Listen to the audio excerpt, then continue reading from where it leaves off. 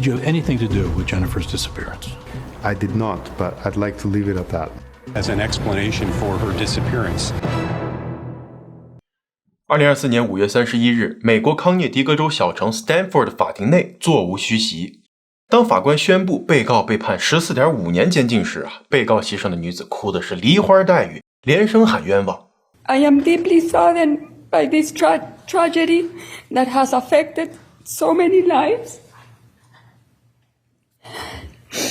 I found out things before and during trial about a man, Fotis Dulo. 的确，从他的角度来看呢，自己不过就是跟一个有妇之夫来了段婚外情，顺手丢了一袋垃圾而已，名分钱财啥也没捞着，却要面对10多年的牢狱之灾，堪称史上最倒霉的小三儿了。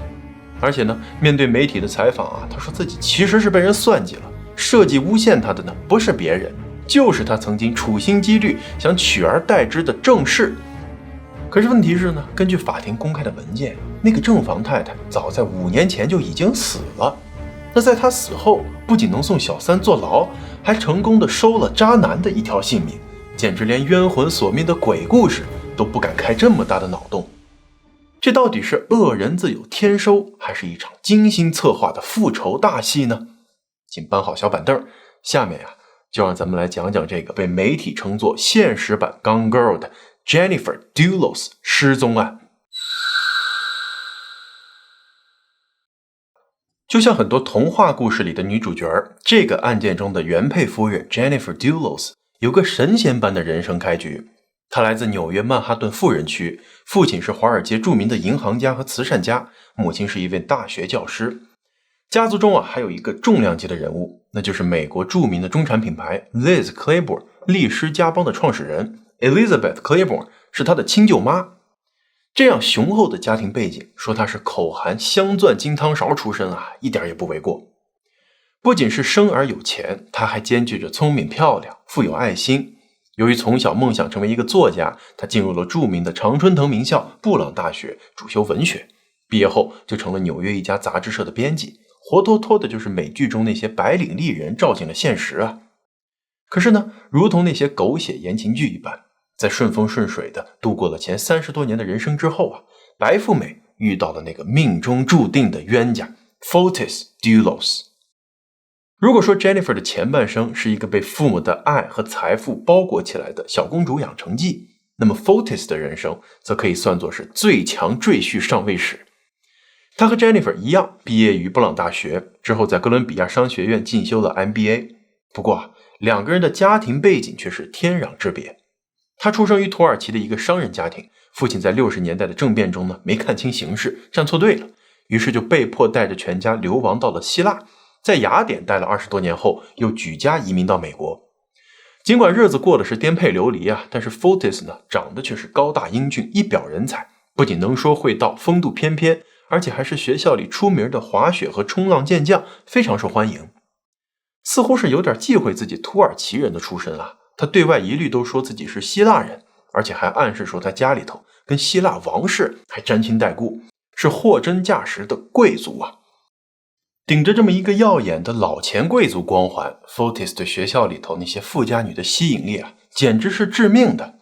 他在众多倒追的女孩中火眼金睛地挑选出了一个白富美，他的父亲是当地一个出名的地产商。 Fotis 在和女友进行欧洲毕业旅行的过程中求婚成功，完成了第1轮入赘融资。之后的4年里他发挥了自己学建筑设计的优势，在行业中混的是风生水起，自认已经成为了那条越过龙门的鲤鱼。老丈人在的这个小城再也装不下他的野心和抱负。他的目标是进军大城市纽约，成为川普那样的地产大鳄。为了实现这个梦想第一步就是要打通上流人脉。而这个看似不可能的任务，当他在机场偶遇了大学同学 Jennifer 的时候，就变得豁然开朗了。在拐弯抹角地打听到 Jennifer 父亲的金融投资公司在华尔街所向披靡后Fotis 立马就偷偷摘下了手上的婚戒，对他展开了猛烈的追求。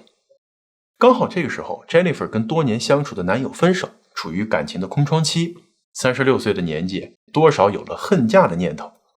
加上 Fotis 昔日大学男神的滤镜仍在，两个人很快就陷入了热恋。异地恋具有天然屏障，外加 Fotis 出色的时间管理，让 Jennifer 稀里糊涂的当了大半年的小三儿。直到 Fotis 向她求婚，她在网上和亲朋好友宣布喜讯，才收到另外一个大学同学的留言：这家伙有老婆呀，你跟他结了哪门子婚啊？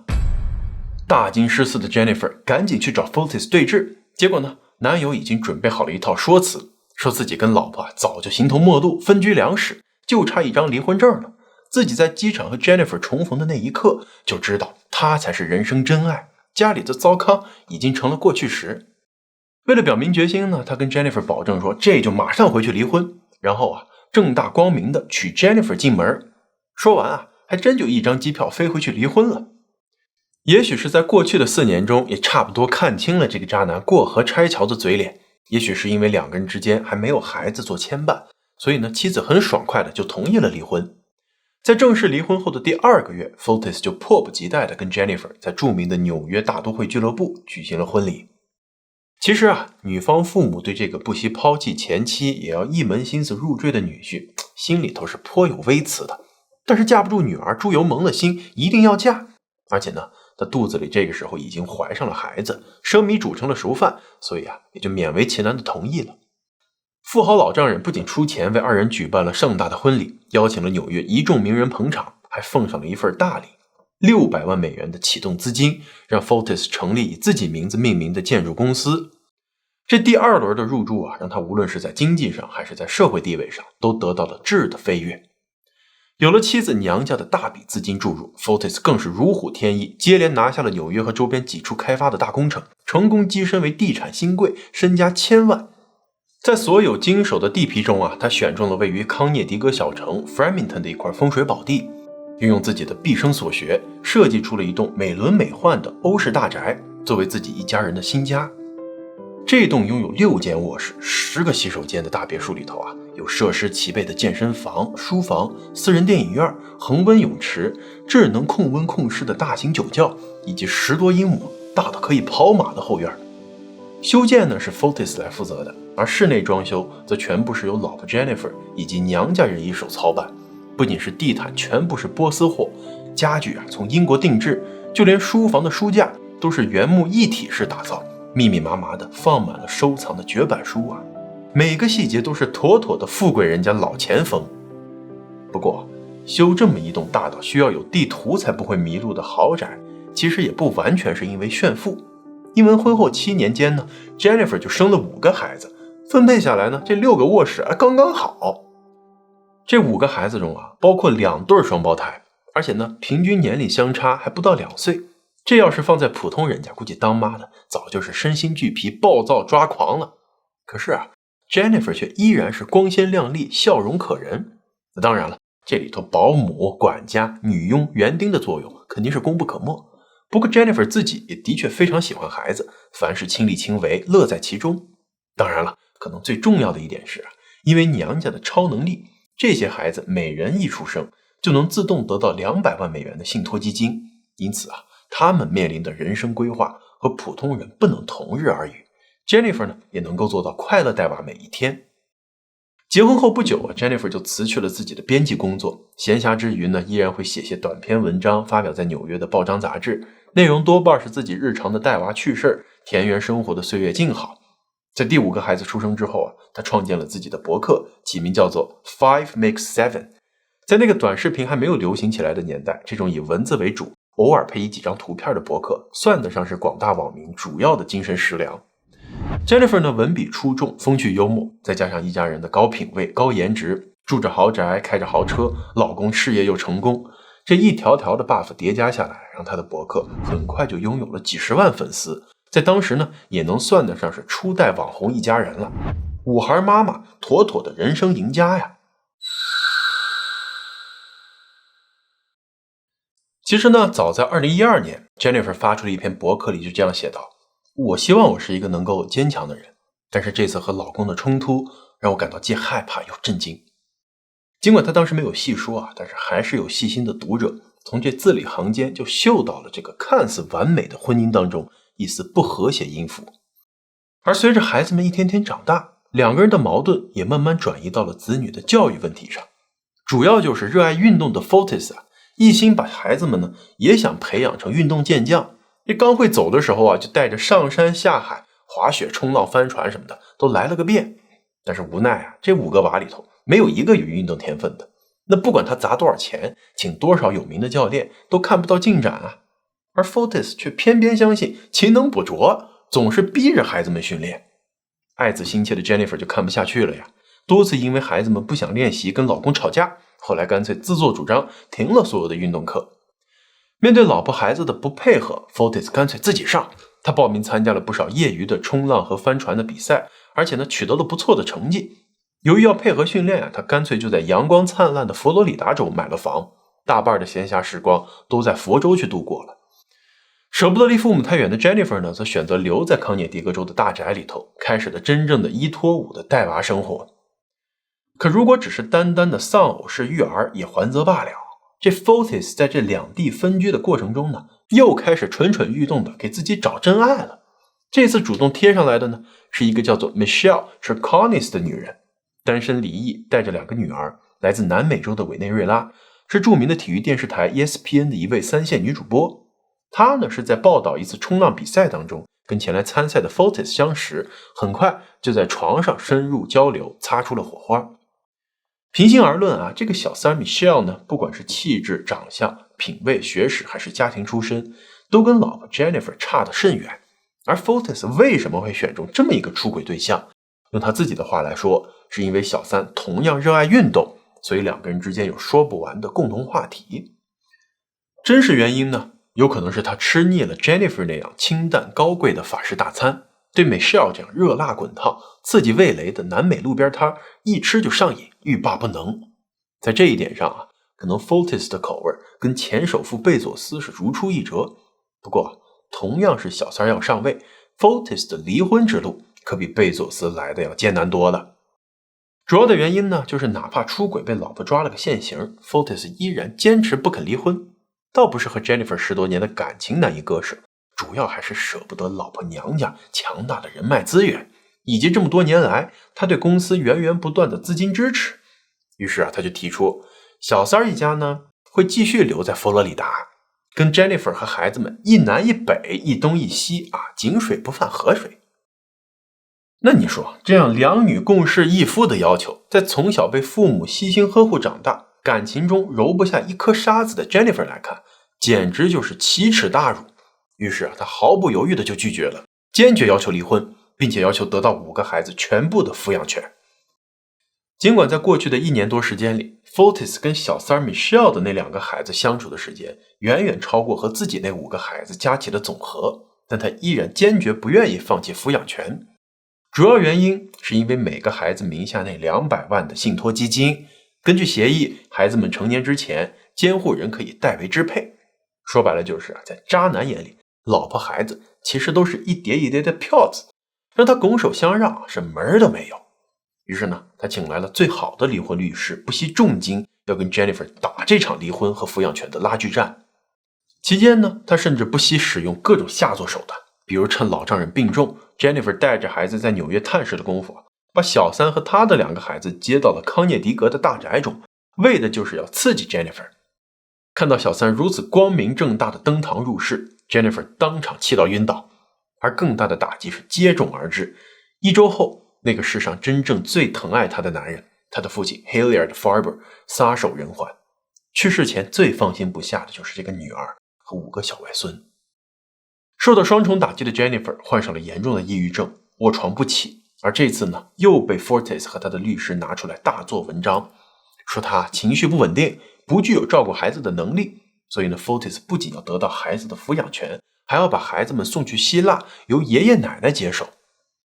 面对渣男的不断进逼， Jennifer 一家也展开了反击。在处理完父亲的后事之后，母亲第一时间终止了对女婿公司的继续投钱，并且请来了会计师查账。算来算去，发现里面有一笔160万的钱，既不属于投资，也不属于家庭赠与，而是老爷子生前对 Fortis 的借款。尽管没有注明归还的日期和标注利息啊，那现在已经撕破脸皮了，丈母娘也不跟他客气了，上诉法庭要他立即归还。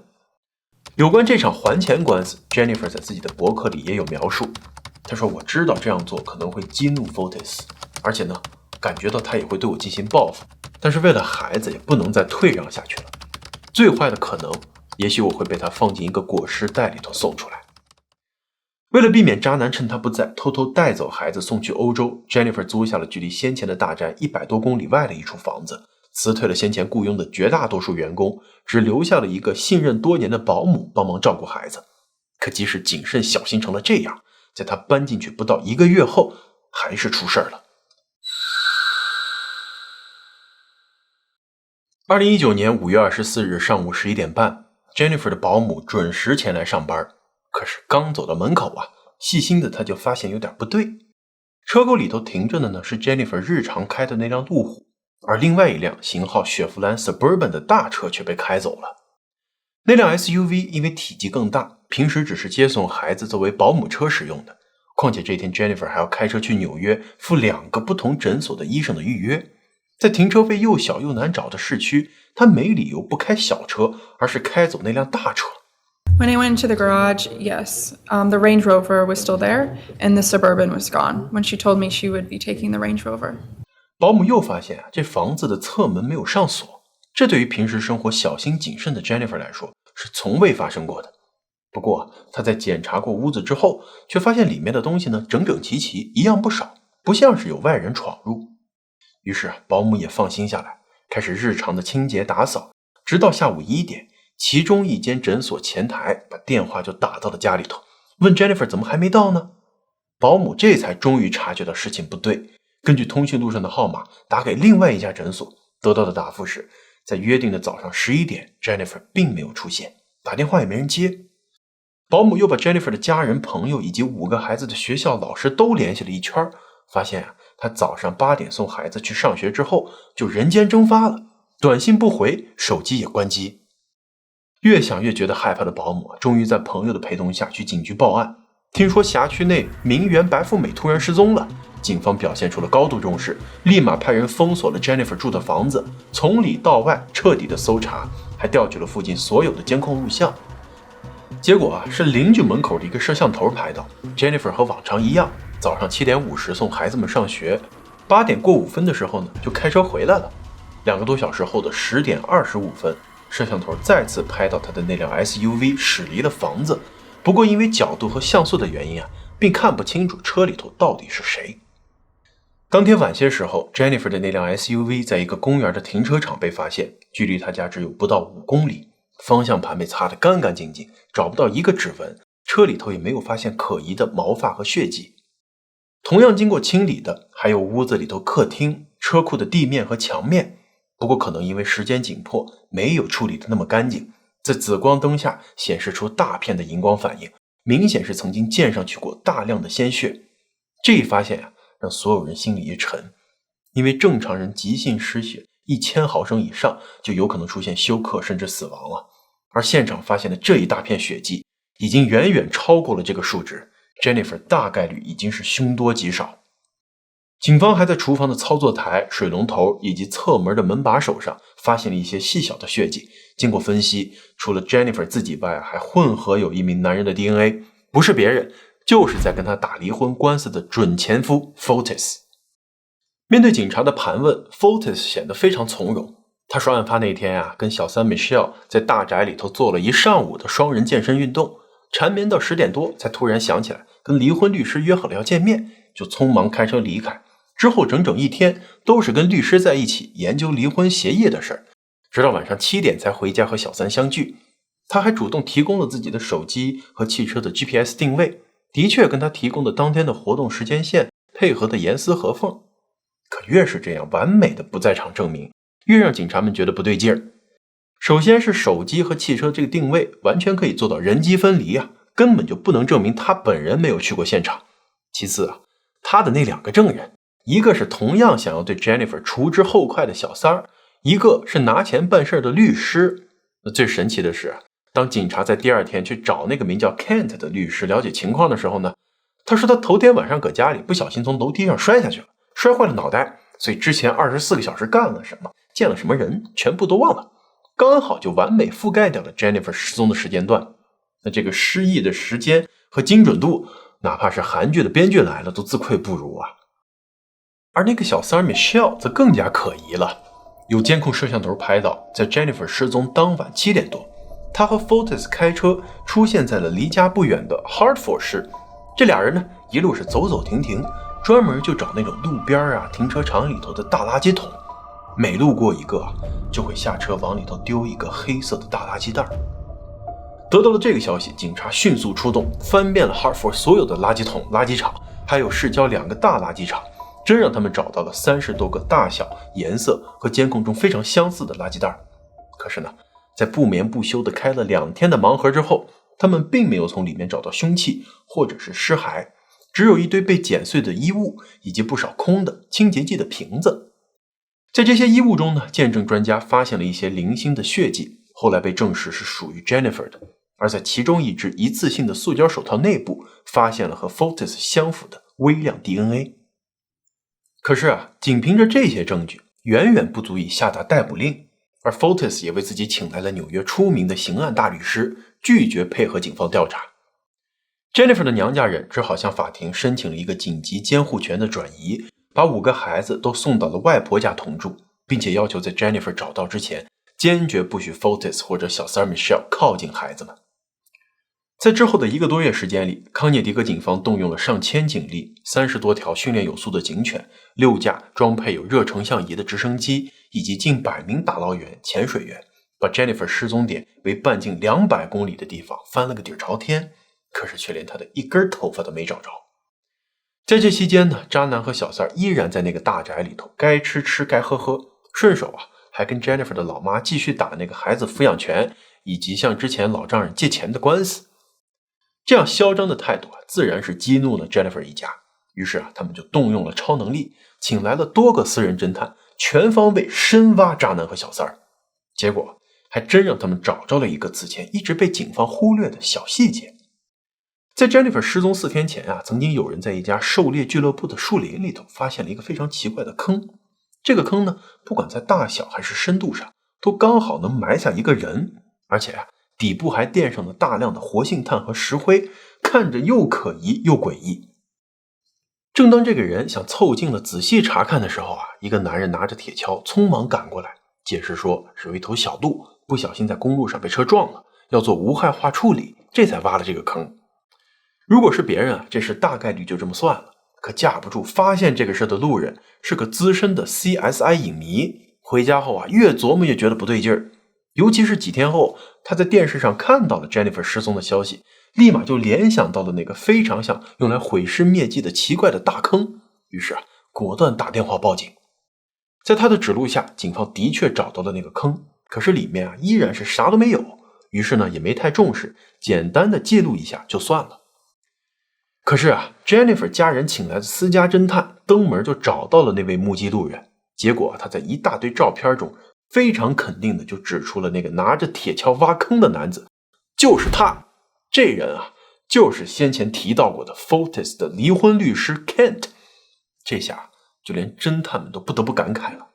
这年头当律师都这么卷的吗？帮人打官司，帮人离婚就算了，还要帮人挖坑埋尸体可面对这个新出来的证据，律师大哥他又失忆了，说自己的确是那家狩猎俱乐部的成员，也经常会去转转，但是对挖坑这个事儿一点印象都没有。面对这个有间歇性失忆症的律师，警方只能迂回调查。他们发现律师这大哥自己也闹离婚，而且因为试图强迫和准前妻发生关系而被他告上了法庭。难道说他挖这个坑不是想要帮客户去买老婆，而是想自己买老婆吗？庆幸自己逃过一劫的律师前妻对警察说这律师大哥曾经在一次酒后打电话威胁他，说如果他坚持要出庭作证的话，就会像 Jennifer 那样被大卸8块，死无葬身之地。而且还强调他帮客户已经杀过一次人了，处理过尸体了，经验很丰富。不过渣男小三那边呢，却依然是一口咬死什么都不知道，而且还在紧锣密鼓的计划要去欧洲旅行，颇有点想要跑路的架势。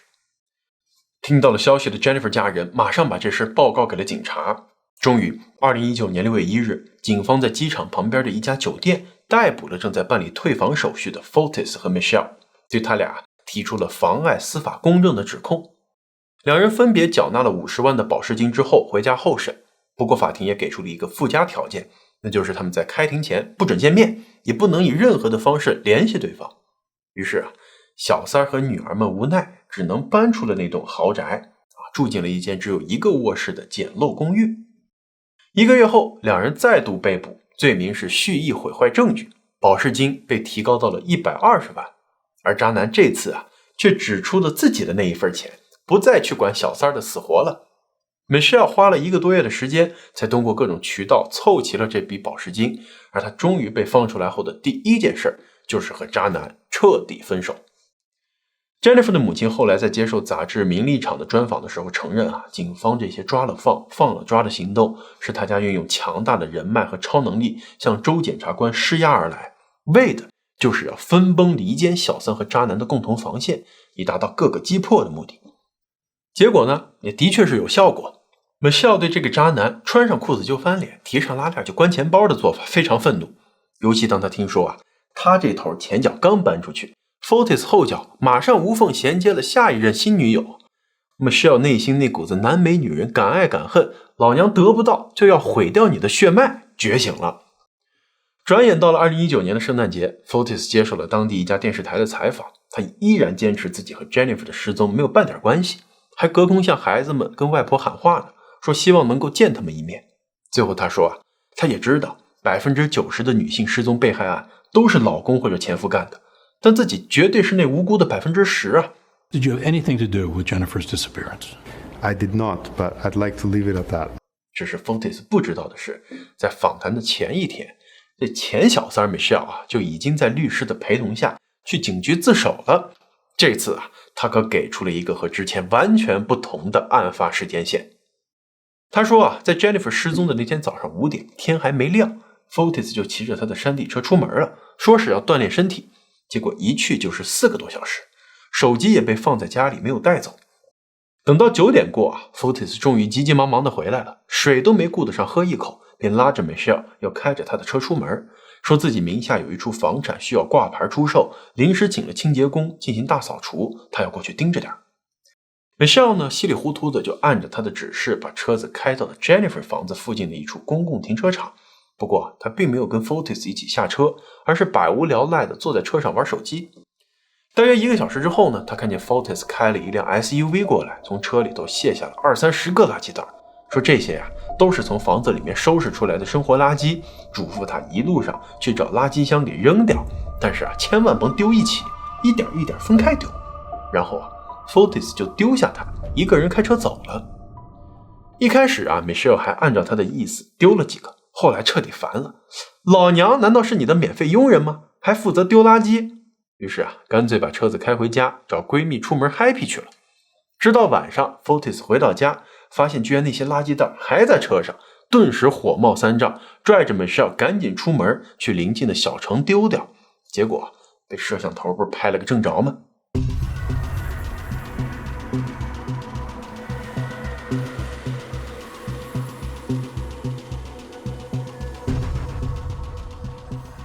？Michelle 还回忆说其中一个垃圾袋从车里被搬下来的时候呢，不小心刮破了一个小洞，从里面滴下来了一些咖啡色的液体，他还顺手用纸巾擦了擦。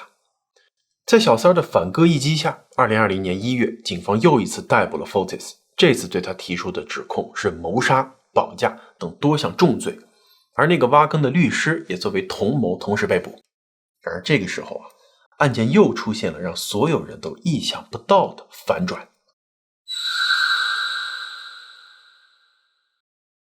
这第3次被捕呢 ，Fotis 的保释金已经被加到了整整600万美元。由于官司缠身，他的公司也是入不敷出，他不得不将那栋超豪华的大宅抵押给了一间私人放贷公司，才勉强凑齐了这笔钱。不过他必须带上电子脚镣，不能离开家门一步。这期间呢，他接连换过几任辩护律师，但是都难以达到他要求的100%无罪。直到他找到了 Norm Pattis， 这大爷在他自己的网站上给出的介绍是美国现今最具争议和最成功的律师之一，专门啃那些对手背景雄厚的硬骨头。只能说他这个最成功可能多少有点贴金的意思，但是最具争议的确是实至名归。因为他一接手 Fotis 的这个案子马上就另辟蹊径，放出了一个重磅炸弹，说 Jennifer 根本就没有死，甚至没有失踪，这根本就是她和她娘家一家人设计好报复渣男和小三儿的一盘大棋。You heard us say today in court comments that Jennifer made to Mr. Doulos that give us grave concerns for her safety and well-being. We are actively contemplating a revenge suicide hypothesis as an explanation for her disappearance. 面对惊得目瞪口呆的采访记者，律师大爷更是语出惊人。电影《钢构》大家都看过吧？我跟你说啊，这 Jennifer 原封不动就是复制了电影里的情节。这儿啊，给没看过那部电影的同学简单复盘一下啊。讲的呢是一个富裕家庭出身的女子，在发现老公出轨之后，自导自演了一出失踪大戏，为的就是把谋杀妻子的罪名嫁祸给老公。而后来啊，在她逃亡的过程中，意识到自己跟渣男老公才是真正的天造之合，于是呢还下狠手杀了收留她的舔狗前男友，然后又回归了家庭。最后的结局是夫妻双方看似和好如初，但其实都攥着对方的把柄的，各怀鬼胎的继续扮演着外人眼中的恩爱夫妻。这部电影的前半部分啊，的确跟 Jennifer 的失踪案有几分相似啊，尤其是电影里面的狠人女主，不惜分批抽出自己的血，最后一次性全部倒在地板上，抹布胡乱的擦过，造成自己已经失血过多死亡的假象，同时呢，也故意给警方留下线索，简直跟 Jennifer 案件中的现场情况一模一样。而且啊，律师大爷还指出 Jennifer 和电影女主一样是一个文青才女，早年间读大学的时候呢，曾经写过一个舞台剧，讲的就是一个受虐待的妻子啊，故意离家出走，布置成一个杀妻现场，最后把老公成功送上绞架。算算时间，她写舞台剧的时间比钢构小说的发表还早了10多年呢，究竟是谁启发了谁都不知道。律师大爷的这个炸裂的辩护方向很快就掀起了舆论的轩然大波，把这个案子炒得火热。有不少人觉得他说的有几分道理啊，以 Jennifer 娘家的财力，完全可以让她在某个加勒比的小国隐姓埋名啊，时不时的还能让她和孩子们见见，在幕后呢笑看这渣男和小三儿担下谋杀大罪。但是啊，也有很多人觉得这律师就是胡扯呀，电影是电影，生活是生活，你怎么能混为一谈呢？更何况这个案子里头，连小三儿都反水招供了，渣男还有什么可说的？而且啊，律师大爷口中的那个舞台剧，不仅没有任何的视频影像，就连剧本都没有流出，自始至终只有几个所谓的观众的回忆剧情而已。而另一个 Jennifer 的大学剧团成员则向媒体爆料说，律师讲的情节根本是断章取义，那个剧呢，讲的是一个女人如何走出有毒婚姻的励志故事，所谓的复仇情节只是其中非常小的一部分，而且呢，还只是存在于女主角的想象当中。就当双方各执一词，在网上吵得越来越凶的时候，一场突如其来的悲剧将本案的戏剧冲突直接推上了最高潮。2020年1月28日，法庭通知 Fotis 前来参加紧急听证会，有关是否要延长他的保释期。结果，原定要和女友一起前往法院的 Fotis 临时改变了主意，让他先走一步。1个多小时后，左等右等看不见他出现的律师只能求助警方查看安装在电子脚镣上的 GPS 定位，结果发现他仍然还在大宅里头没动。感觉不妙的律师和女友赶紧第一时间赶了过去，结果发现 Fotis 直挺挺地坐在车子里，车窗上夹着的一节管子连在了尾气管上。Fotis 被发现的时候呢，依然有微弱的心跳和呼吸，被直升机送到了附近的医院进行急救。医生发现一氧化碳已经严重损伤了他的大脑和心肺，在经过了24小时的抢救之后，最后还是无力回天。警方在车子里头发现了一封简短的遗书， Fotis 在里面写道：我拒绝为一件我从未做过的事情而坐牢，哪怕是1小时都不行。Fotis 的一了百了，在支持他和反对他的人眼里有着2种完全不同的解读。 Jennifer 的家人认为他就是个懦夫，畏罪自尽，更重要的是把 Jennifer 最后下落的秘密带到了坟墓里。也有很多人觉得他就是以死来证明自己的清白，毕竟人之将死，没有必要继续撒谎。这事儿啊，到底是冤魂索命，还是一盘精心策划的大棋，哪怕是在4年后的现在，依然在网上讨论的是各执一词，谁也说服不了对方。唯一可以肯定的是，尽管法院在2020年的10月就正式出具了 Jennifer 的死亡证明，但是她的遗体到现在还没能被找到。随着 Fortes 的离世，他身上的谋杀和绑架的指控随之被取消，但是小三 Michelle 可就没这么好运了。根据他律师的说法，他原本是想作为污点证人给自己换个无罪或者轻判，可这渣男一死吧，和控方讲好的条件也就随之灰飞烟灭了。而 Jennifer 的家人明显也没有要放过他的意思，于是呢，在经历了几次疫情的拖延之后呢，他还是在2024年5月正式走上了被告席，罪名是协助谋杀以及毁坏证据。而此时啊，距离 Jennifer 的失踪已经过去了整整5年。这儿啊，多说一句 Fortes 死后呢，他的遗产被5个孩子继承，小三 Michelle 是没有分到1分钱的，这也导致他只能用法庭指派的免费律师，在咄咄逼人的控方面前就显得不堪一击了。被逼无奈， Michelle 只好在法庭上卖起了惨，说他其实也是受害者，受到了渣男的精神控制，才配合他向警方做伪证。不过他根本就没有参与绑架或者是杀害 Jennifer， 充其量就是被忽悠着丢了几袋垃圾而已，这又何罪之有呢？他甚至还把自己证词的前后不一致归罪到了他的母语是西班牙语上，说自己根本没理解清楚警察的问题，被诱导着说了一大堆假话。不过他的潜台词可能是，如果早知道渣男会去死，那么我也就不该说那么多有的没的了。不管他说的多么可怜啊，陪审团的天平却没有向他这边倾斜，尤其是他避重就轻，说自己其实就是丢了2包垃圾。那这个说辞简直就跟那个故事里头路边捡了个绳子，但是却没看见后面还有一头牛的小偷一样可笑了。就像咱们开头说的那样， Michelle 被判罪名成立，入狱14年半，可谓是人财两空，还要坐牢，喜提史上最悲催的小三儿。最后我们想说的是，这个案子的真相不管是妻子处心积虑想要陷害丈夫和小三儿，还是丈夫心狠手辣杀死妻子毁尸灭迹，其实都可以划归到婚姻的悲剧一类。就如同电影《钢构》里面所说，最失败的婚姻关系就是妻子把丈夫当牵线木偶，摆布他们，操控他们，而丈夫却把妻子当成查超速的警察，能骗就骗，能躲就躲。